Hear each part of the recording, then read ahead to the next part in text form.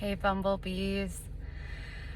Oh my goodness, I have been dreading this video for a while now, but it is time that I update you on some things.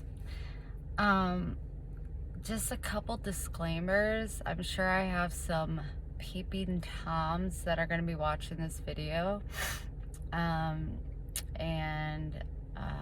When I say peeping toms, I mean like Rachel, my mom, Dustin, Rachel's husband.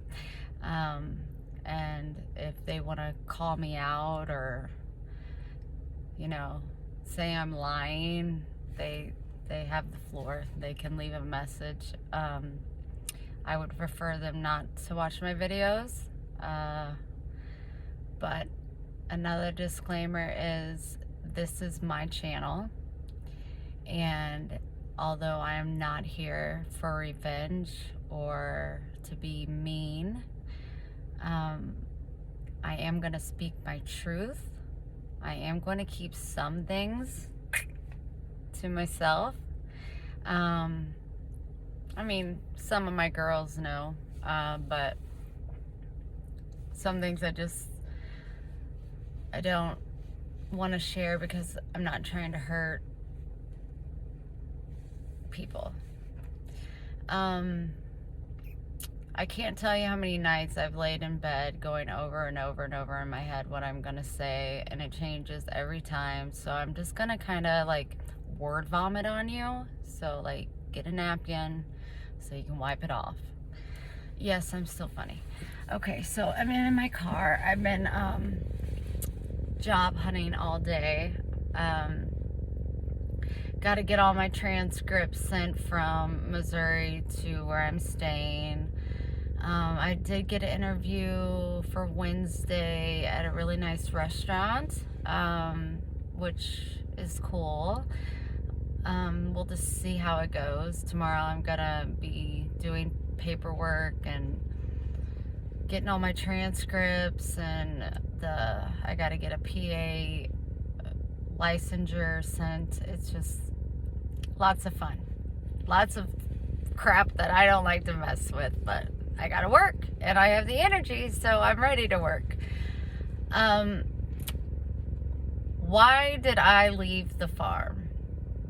Well, as most of you know, and any newbies, you see what I did there, that are joining, for the last year, I have been basically on my deathbed.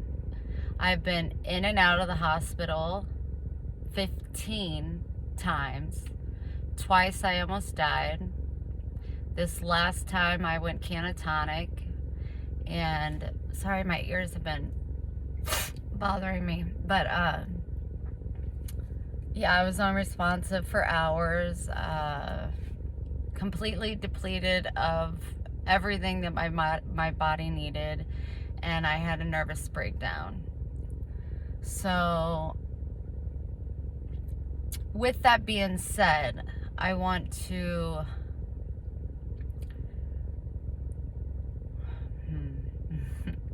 all the thoughts.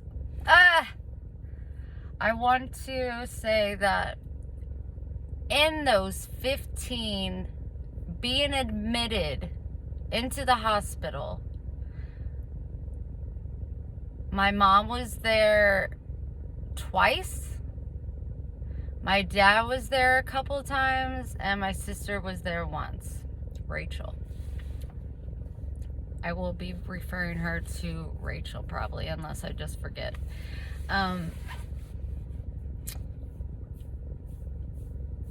What I haven't been telling you guys, because I do love, it's a little warm, I do love my parents madly,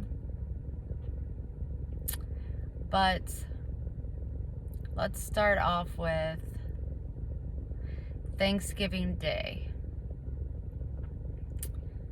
My dad woke up because he had a little bit of a hangover, which is fine. He's been gone for 3 months. He wanted to have a few beers, and listen to music. He only had a few beers, but he got like a chest cold from being, out in the garage. Even though he had a space heater, it was still cold, and he got a chest cold. He took a nap in the chair, and then when I walked over, I had only had an hour and a half sleep because I've been weaning off this medication, the death drug, Effexor, and I just have really bad insomnia. So I laid down at 8:30 when I took my medication, and then I was at my parents' by like 10:30. It was 10. And he just was really pissed off because he was like, Bobby, I told you to wake me up, and now I hope everybody enjoys dry turkey. Well, the only people that were going to be there was me, mom, and dad, and my son, Ryan. The night before, it was really heavy on my heart. God was saying to reach out to one of my friend, Chris, that's been such a savior, helping my family in the farm, helping me when I can't do things on the farm. And I said, Dad, I invited Chris to Thanksgiving. And he went on to say some really nasty things to me. And it was, this is my fucking house, and you don't invite nobody here without running it by me. And I said, well, do remember that he has been running the farm since you've been gone. And I said, it was on my heart. And he goes, fuck you and fuck your heart. I said, okay. Because when my dad bullies me, I go back into this like shell where I was a little girl, and I just used to bite my nails down to the quick where they would bleed, and I just get really nervous because I don't know, it's like he gets a kick out of bullying me because I'm not one to fight it back. Mom was like, Mom, she's been for, I don't know, real bad for the last year. Very, very, very ill. And I mean mentally ill. And she's to the point where she cannot help herself anymore. You get to a point in depression, because I've been there, where no matter what you try, no matter what you do, you can't help yourself. You need someone to be there. So she was just in a really shaky, weak, just, I don't know. I know she was upset because Dad was going to be leaving again soon, and he had been gone for 3 months. She had a lot on her plate. But I see my mom like this every day. And that leads me to go over there every night to make sure she's still alive and breathing. She tells me things that a mother should not tell their child. I listen because in that moment she just needs to let it out, and she doesn't have anybody else that she wants to talk to. Oh, my bad. Maybe that's a sign. Nobody else she wants to talk to, and I'm swore to secrecy about the things that she does tell me. So I said, okay, you know what? I'm not having my son come to Thanksgiving and be around this toxic nastiness. I'm gonna go ahead and cancel Thanksgiving. I will call Chris and I will let him know that I will bring him food later, and I will let my son know to go to Rachel's. Have a great Thanksgiving. I'm so sorry I can't be with you, but you don't want to be here. You just don't. And he totally understood, and he ended up going to Rachel's, and they went to her friends, and they had a great time. He had a great time, and that's all matters. So I get food ready for Chris and everything and do all that jazz. And then the next day was Friday, the day after Thanksgiving. And I hadn't slept because it was just in my mind, and I was freezing cold because my heater is broken. It only works on low, and I just tears and prayers and constant, what are you gonna say? How are you gonna say it? What's your purpose of saying what you're gonna say? Blah, blah, blah, blah, blah. Just nonstop. And so I go over there. They're at the kitchen table. My dad's to fly out the next day. And I sat down. I said, Dad, I have a really bad migraine, so I would like to have a conversation with no yelling. I would like to express what's on my heart and what I've been thinking about. And I started off and I said, you're one hell of a provider. You've worked. He quit school in 9th grade to help his mother take care of his 4 brothers. He has worked since he could work, and he has always worked. He retired and couldn't stand it, and he had to start working again. He really nailed that. He is a great provider. Kudos to him. But as a husband, he has failed in so many ways, and as a father, he has failed in so many ways. And I had told him, the things Mom is telling me are things I can't handle. I just had a nervous breakdown and was in the hospital, unresponsive. Nobody came to see me. I mean, Karen didn't leave my site for 25 hours. She stayed at the hospital. I had to send her ass home to get some rest. But I said, what you need to do right now is you need to protect your wife. And I said, she's very ill. She's mentally so unstable. She doesn't want to be here anymore on earth. She goes to work, comes home, constant pain from fibromyalgia. She takes her chosen medication, like their Tic Tacs.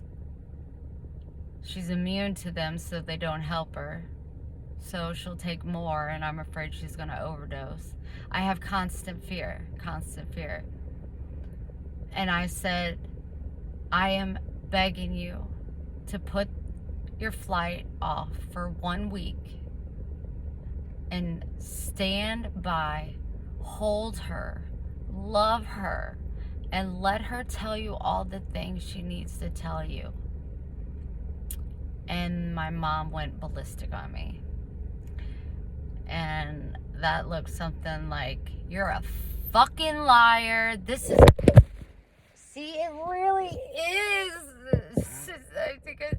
I'm speaking my truth. Why the hell I left the farm? You're a fucking liar. This is why I don't tell you shit. Blah, blah, blah, blah, blah. And just yelling at me. Just letting me have it. Again, I'm not fighting back. And I'm like, Mom, I'm not a liar. You're lying to your husband. I don't have a husband. You have a husband. And you should be going to him, not your daughter. I can't take these horrible, horrible things and thoughts, and I can't make sense of them. And then I don't know what to do. Like, I stay at the farm in misery because I'm afraid I'm going to lose my mother. And My dad said, I don't know what is up with you and fucking death, but you need to get over it. And I was like, okay, mark my words. If you get on that plane and you leave, she'll be dead by Christmas. And he was just like, you don't know what you're talking about. Your mother is just fine. And I said, because she won't tell you anything. She doesn't want to burden you. You're off in Montana working in the freezing cold. She doesn't want to burden you. So I'm the one that gets it. And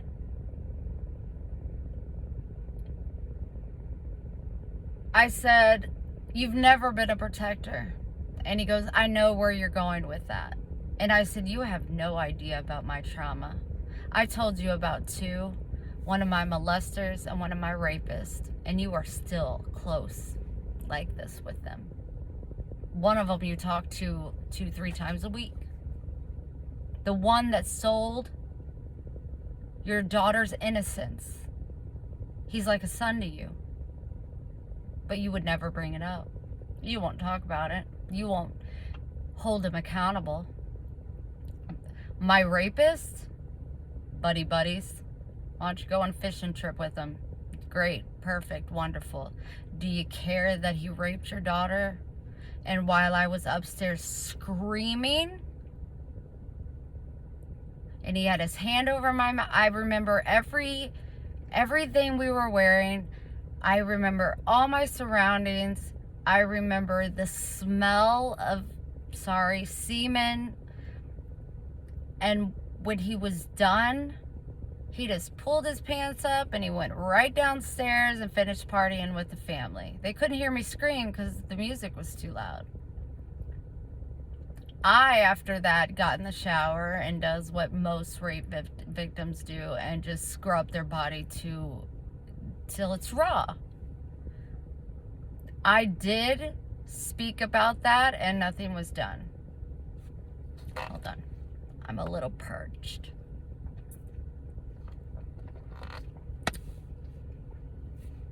But I said, I don't tell you about my abusers from the past other than the two that you know about, and why would I? You didn't believe me at first. You don't do anything or hold them accountable. If anything, you just become buddies with them. I said, this is a really good video. It's like, got like, you know, like, it's like I'm on a roller coaster. I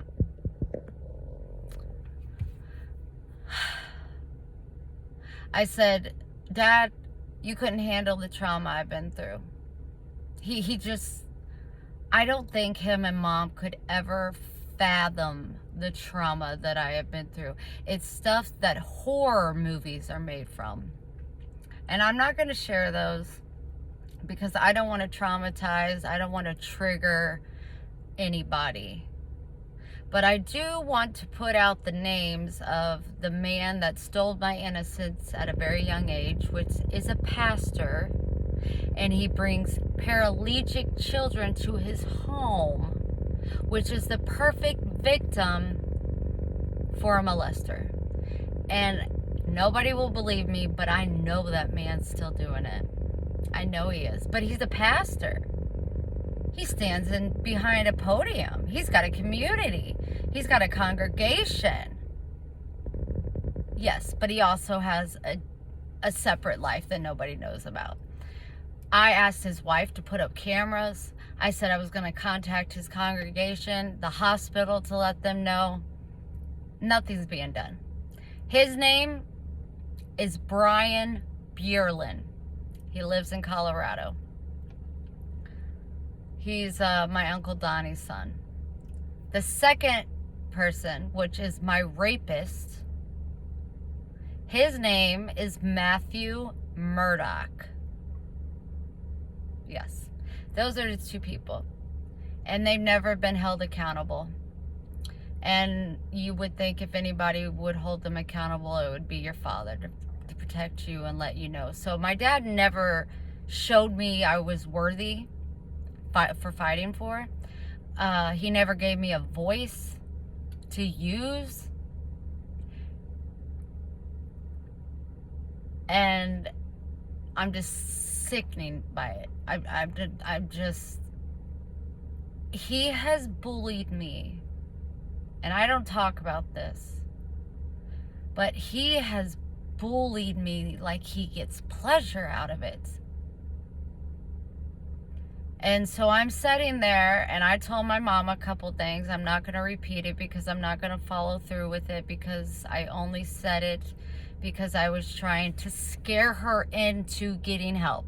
Because I said, Dad, you should get her on fibromyalgia medicine. I said, she can't find the strength to do it herself.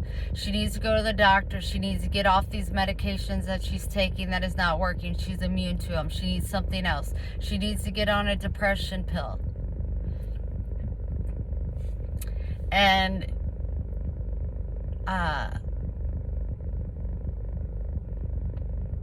they weren't having any of it. And my mom looked at me and she said, did you ever think that the reason me and your dad are so stressed all the time is because of you? Again, went into my shell. 15 times I've been in the hospital. I would even ask my mom if she could keep Max while I was in the hospital, even if it was overnight, and she would not do that. She said, Wendy, I hate your dog. She hates animals. She'll just bluntly say, I hate him. Okay.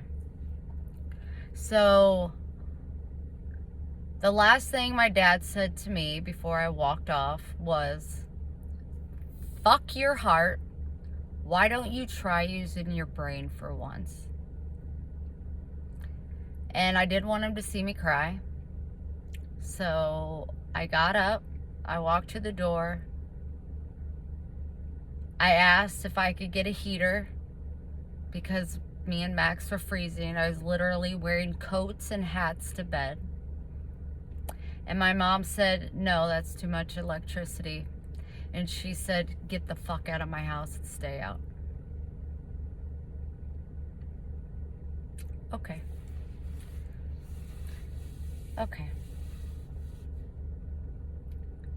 My dad, to me right now, is a monster. And I want nothing to do with him. He has a lot to learn. We're not perfect beings. But the fact that he can have a nice chat on speakerphone with one of my molesters while I'm in the room doesn't bother him. There's something fucked up there.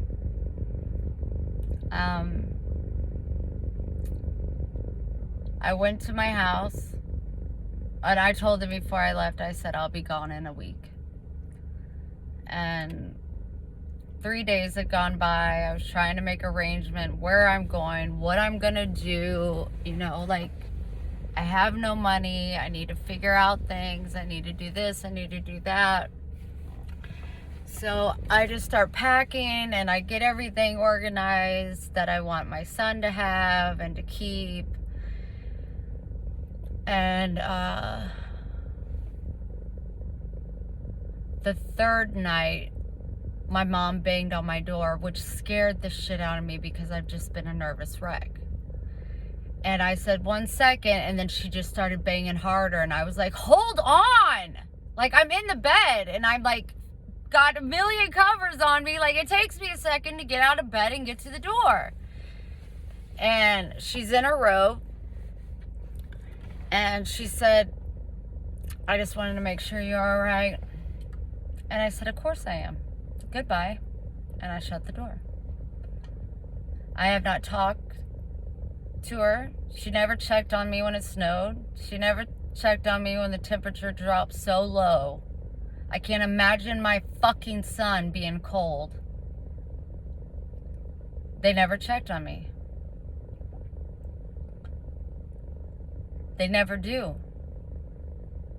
I don't know if they resent me for living and my sister Ashley dying.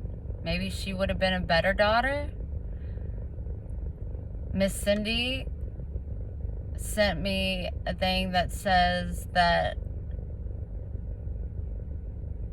sometimes people don't like you because your spirit interferes with their inner demons. And I think that couldn't be more true. Like, oh, Wendy was sick for a year, but now she's getting her shit back together and she's getting her strength and she got all of her surgeries out of the way.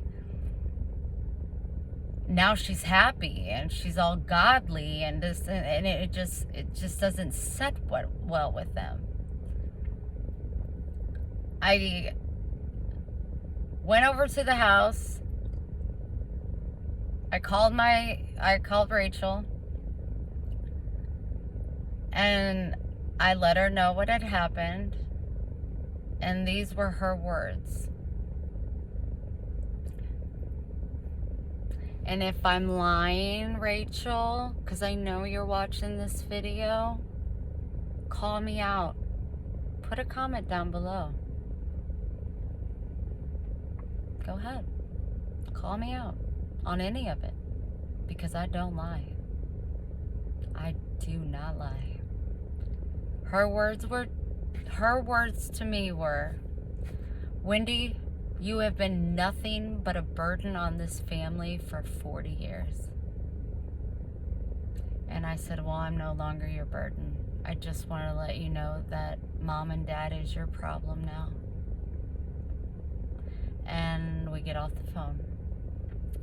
And I don't know how long after. It could have been an hour, 2 hours, 30 minutes. I really don't know. But she texted me and said, I hope you don't hurt yourself.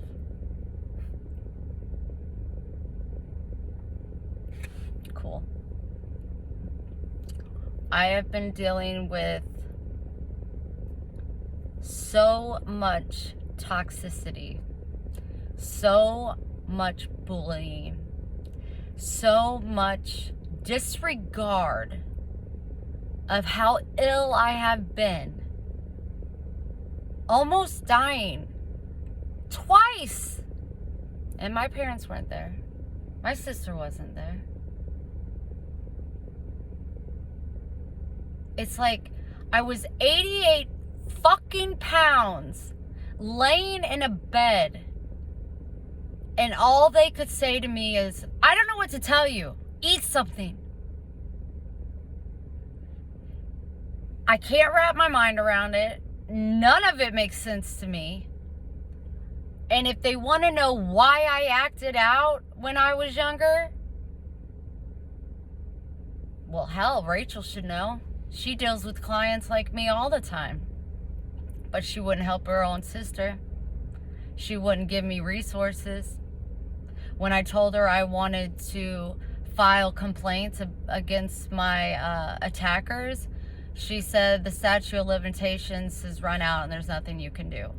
Well, I did my own research, and in Missouri there is no statute of limitations. You can do it however long you want to. So I struggle with that because a lot of these men will hire hitmen and will try to track me down and kill me. And then I also am like, my God is just, and I just gotta let him finish it out. I hate that there's nothing else that I can do. I spoke very clearly and openly about the two that my family know about. I don't know why it keeps falling. And nothing was done, and they're still in the family. So why?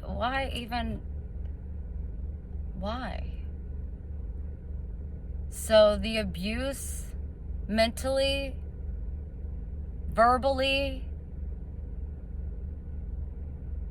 My mom doesn't verbally abuse me. She never has.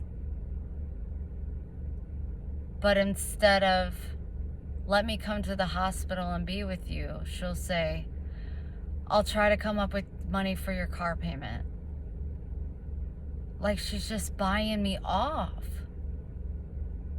Mom, I don't even know if I'm going to be alive. Why do we even care about the car? I need my mom. I need you to be there for me. But no, never, never. When I had my surgeries, they were both there twice. The only reason why my dad was there, because he does not do hospitals, was because I think of guilt. Because the whole time I was sick, he kept telling me it was all in my head. It's all in your head, Wendy. It's all in your head. It's all in your head, Wendy. It's all in your head. You're choosing not to eat. You're choosing not to eat. Well,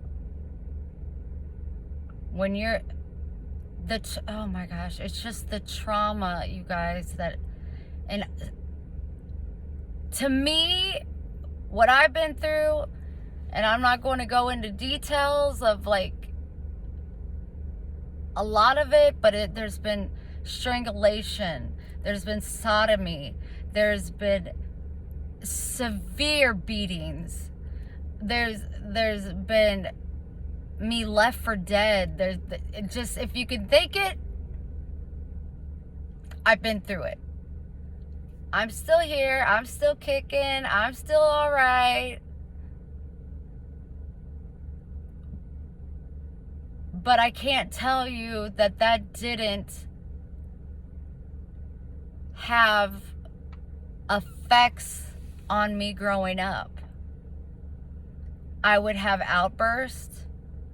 I could be cruel because I wanted to hurt my parents because they wouldn't do anything.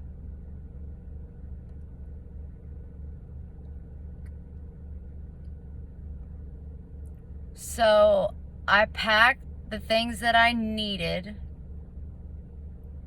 because I want for nothing. God will provide. He's pretty cool. And I left everything behind. I left a note on the door, and it said, Ryan knows what's his. He knows that he can take any and everything out of my house that he wants, except for the bed, which is my father's, the tables, which are my mother's, and the heater, of course. I said, other than that, keep it, sell it, or burn it. I won't be back for it. And this has been a while ago. This was Wednesday, Thursday of last week, and they haven't reached out. I don't want them to reach out. I won't answer. I won't respond. No. My son is the one that knows where I'm at. This is my second location that I've been to. Trying to get to a warm place. And he understands where I'm coming from, because he sees my dad bully me. He sees it. And he sees him getting a kick out of it.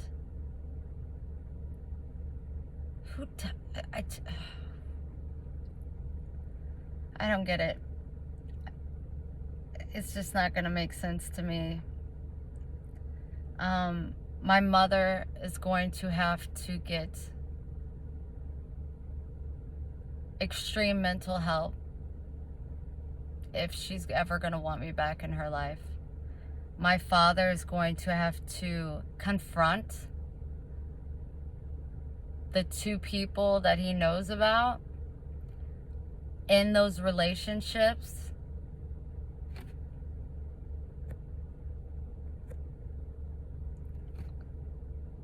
and show true remorse and sorrow for what he has said and done to me. As far as Rachel,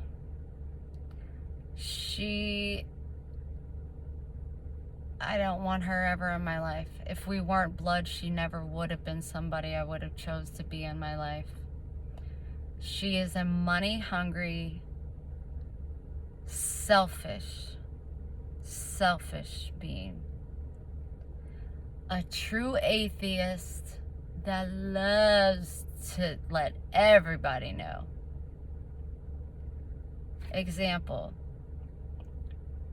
she spends a ton of money to put him in a preschool where they have cameras so she can watch him all through the day. Great, that's great. That's a great thing.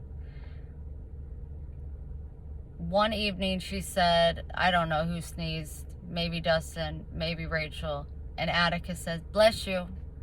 And she took him out of the school. She said, I'm not sending him back there.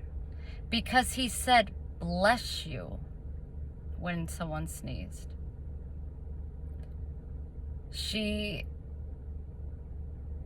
is it. Oh, she's in for a rude awakening. She's in for a rude awakening. She thinks just because she has money in the bank that everything's going to be okay. Well, I tell you what, a life without faith is a very, very scary place to be. And it's already scary if you have the best of faith. She's scared, petrified all the time. Why don't you believe in something? That way you don't have to carry those burdens all by yourself. She has beat her husband down with harsh words, belittling him, showing Atticus pretty much that men aren't worthy, that he doesn't even know how to be a father. He doesn't even know how to be a man. All he does is smoke weed and lay on the couch all day. Well, hell, they have 2 nannies and a house cleaner. But they won't help the parents.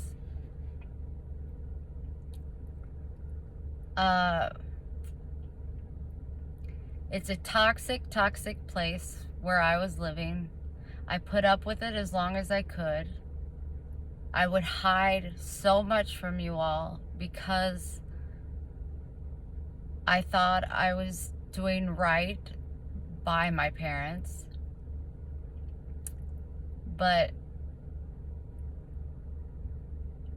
after the things they both said to me, denying their daughter a heater in the freezing cold, telling me, fuck your heart, use your brain for once, telling me I'm the reason that they're stressed all the time, Rachel telling me I'm the burden of the family for 40 years. I know their family. We don't get to choose our family. And until they take accountability and realize how bad they failed me as parents. Mostly my father, because my mother has always shown me love, but she was never there for me at the hospital. My dad failed me because he's a fucking coward. And as far as I see it,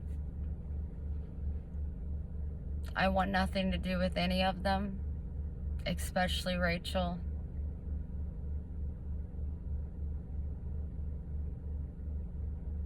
Last time I was at Rachel's, I had to leave because there's too many rules. You have to watch everything you say, everything you do, because it could just jeopardize Atticus's well-being. Well, let me tell you something, little thing. Keeping him in a bubble, treating him like he's a puppet. This is what she said. Try to fathom this. And then I'm gonna go. She said, Atticus will be a liar, a scientist, a doctor, a this, a that, all that. He will be elite and will only be allowed to hang out and be friends with the elite. He will not be allowed to hang out with the normal class people. Okay. Baby girl, listen, because I know you're watching.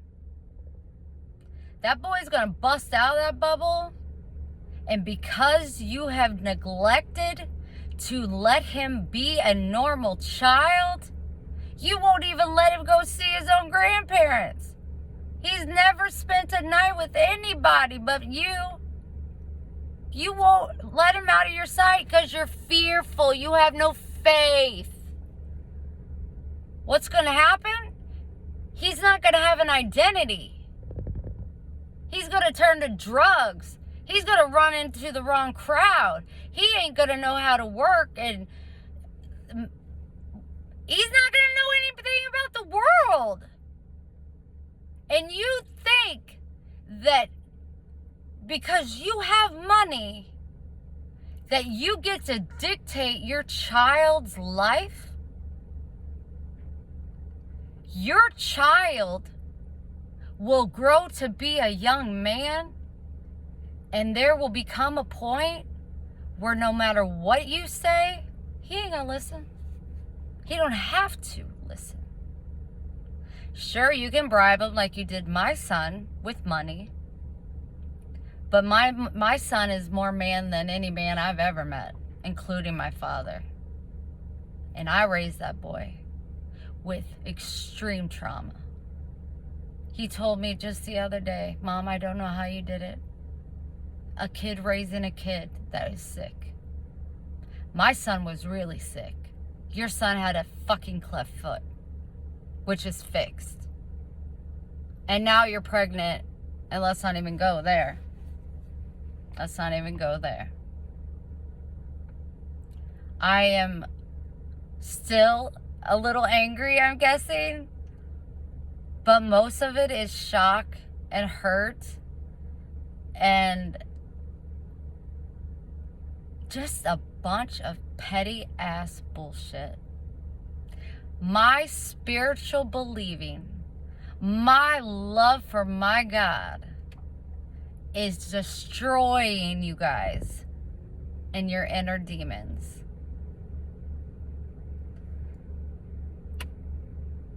And that, my friends, is why Wendy had to make the choice to leave the farm and get as far away as I can get.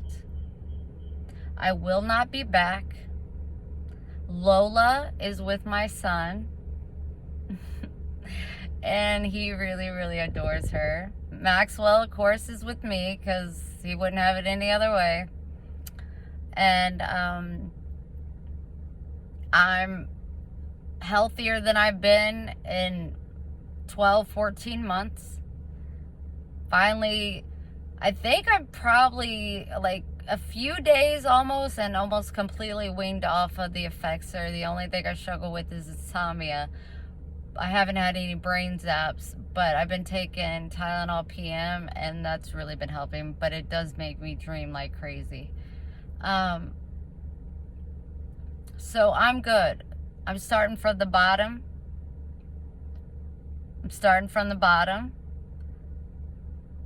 But God has me. God listened to me when I was like, where are you? Help me, hold me, just put 10,000 angels around me and protect me. Please help me. He did. I didn't think he was listening. I prayed one night for 3.5 hours. I didn't think he was listening. I thought he was probably hung up and was like, I got other calls to take. He never stopped listening. He never will stop. And I will continue to be a servant of God's children, meaning you and the little ones, for the rest of my days. That is my purpose. To spread love, hope, and acceptance, and to be a servant to God. Pretty great life to me, if you ask me, because I don't need fancy. I don't want fancy. It's not something that flops my mop. Maybe because my mom and Rachel are so driven by money, it just turns me off. Mom and Dad play lotto like it's going out of style, and I'm like, First of all, that's a sin. And I said, second of all, your lust and greed for money is a sin. And I said, and God owes you nothing. He owes you nothing. He gave you life. Do something with it. If you're so weak and you're so tired and you're so mentally messed up, then go to your husband.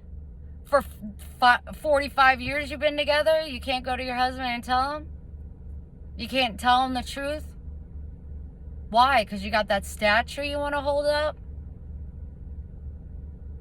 Well, that stature it's gonna end. And it's gonna probably end in your death. And that scares me so bad that I had to leave the farm. Dad doesn't go in at night and have to check on her to make sure she's still breathing.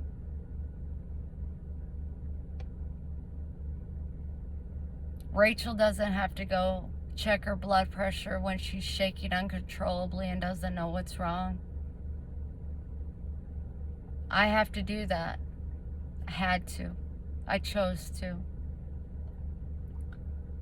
But now I have chosen to focus on me, my God, my purpose, and my baby boy Ryan. And he has been so supportive that it's mind-blowing.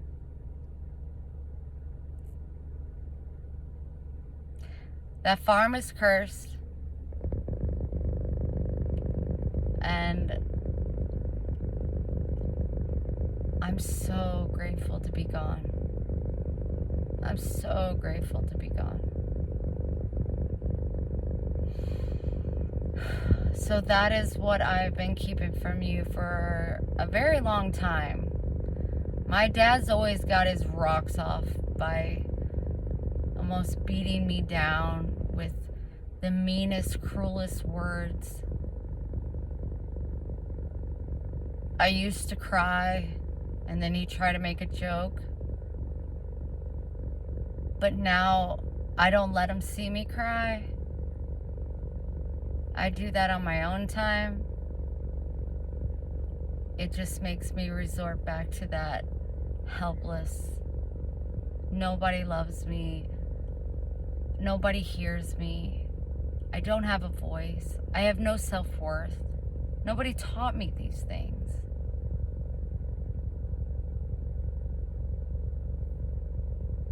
And if your dad won't protect you,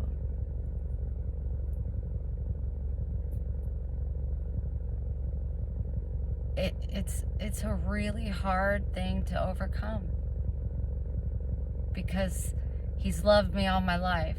I know he loves me. I definitely don't think he likes me. That's just a really, really hard thing to overcome.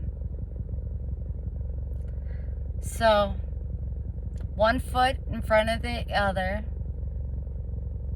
I'm not going to give up. I've come way too far to give up now. And I'm going to find my way. I'm going to find my way. God's way. I know that was a whole lot of stuff. But it's a whole lot of stuff that I've been needing to get out. And I'm so grateful that I finally had the strength, the courage to speak my truth. I didn't lie to you guys. I just kept it from you.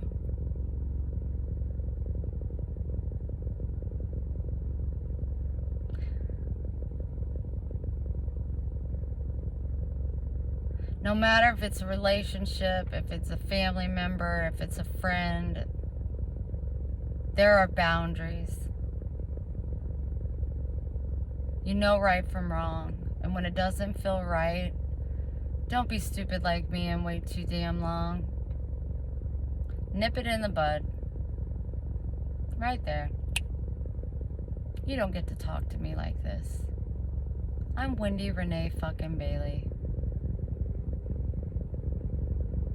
And I might not always be the smartest one like my sister, but I'd much rather have the heart that I have than have all the brains. I love you guys so much, and this video will help me and encourage me to start going live again, because it was so hard to go live with all of this that I needed to speak on. So I'm sorry it took up an hour or so of your time. I hope you listened to all of it so you didn't miss out on any parts, or paused it and came back and watched it later. Any thoughts, comments, concerns, whatever you want to put down below. I hope that this helps people to realize that we don't deserve what we know we don't deserve, and we ignore it. We make excuses. And this last time, it almost took my life. Like, really almost took my life. Unresponsive. In the ER. They cut off my favorite freaking sweater. They cut off Allie's bracelet. I got it with me. I got to glue it back together. It broke my heart. Why do they need to take that off? They Narcan me because they thought maybe I overdosed on drugs. And Karen was like, she hates drugs. No. Unresponsive. They were doing all those clavicle, which I was told, tests, pinching my skin where I had bruises all over my body. No, I just wasn't there. And if I was to do anything, I would just stare straight ahead, and there was no blue in my eyes. It was all black. They ran every single test on me and got things in order. The psychiatrist did put me on the Effexor drug, which is the death drug, and my doctor got me off of it in the most perfect way. The way he got me to wean off of it was perfection. And when I saw him, because I saw him and I said, get me off this fucking bed. I'm going to kill myself. I am over this. I can't take this. Oh my God, I already got a plan. I was out of my mind. I was never checked on. Never checked on. And my mom knew what mindset I was in. She said, so basically you're telling me I need to come to terms that I'm going to lose a daughter to suicide. That's what she said about that. But then God had my son show up at my house unexpectedly, and I looked at him and I said, this boy don't even have a father. There ain't no way I'm leaving this earth and he won't have a mama. And with that, I said, I'm done with these drugs. I'm calling my doctor. I'm going to humble myself and ask Mom for the money, even though Karen offered. See my doctor. And it worked out very godly. And I'm so grateful. I can eat. Oh, can I eat? I have energy. I try to wear wedges today while interviewing. My ankles aren't as strong as they once were, so I put my flats back on. But I'm just finding my happy again. I'm finding my happy. I'm scared. I don't know what the future holds. I don't know what's going to happen tomorrow or the next day, or what my next destination is, or what my next step or move, or I don't know. But I know God does. And that's good enough for me. That's good enough for me. I'm going to go. I love you all, and I appreciate you all for your patience, all your sweet, kind comments and prayers and thoughts and love. And I just love you, love you, love you. And I know you guys are hurting to get this community started back up. So I had to get this video out first. So The more messages you leave, the more I get paid. That's what I noticed. It doesn't matter about the shares. I will like it, you know, because I'm awesome. But leave a message down below. Give it a like. If you're not subscribed, it's free. Just hit subscribe. If you think this would help somebody else, send it to them. I don't get paid for it, but I get paid in a different way, and that's just letting people know they're not alone. Keep fighting for you. Put you first, because you and God are one. And yeah, it's gonna be what it is. Ta-da! Oh my gosh, 7, 8 times. That's great. Okay, I'm really hanging up here now. I love you. Have a great evening, morning, afternoon, whatever, wherever you are in the world. And I'll be going live soon, because I think I'm pretty much, you know, about ready to dip my toe back in those waters.